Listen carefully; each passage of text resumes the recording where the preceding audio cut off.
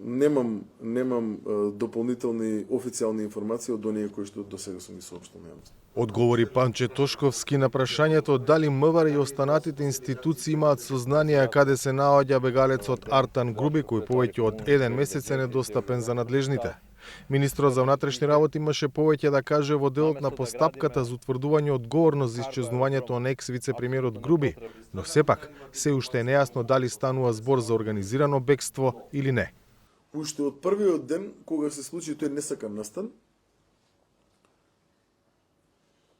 беа превземени действија од страна на одделот за внатрешна контрола во рамки на Министерството за внатрешни работи, беше отворена внатрешна истрага и сето она кое што е обезбеден како доказен материјал по наредба на јавен обвинител е собран, нели?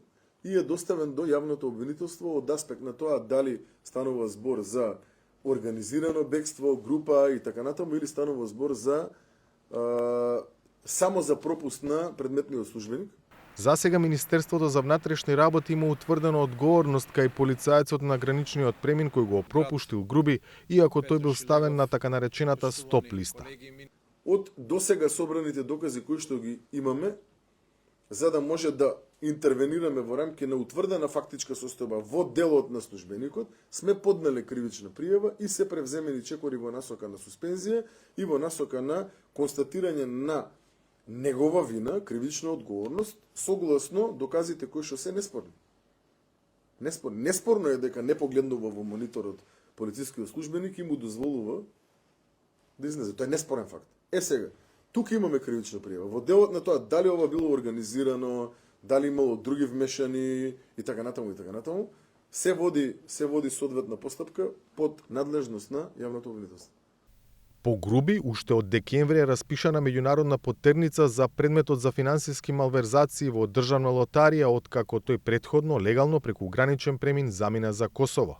Само неколку дена пред неговото бегство, Груби се најде на американската црна листа, но поради вмешаност во корупција за предмети поврзани со Сашо Мијалков, тема која се уште е дел од дневнопартиските обвинувања меѓу власта и опозицијата.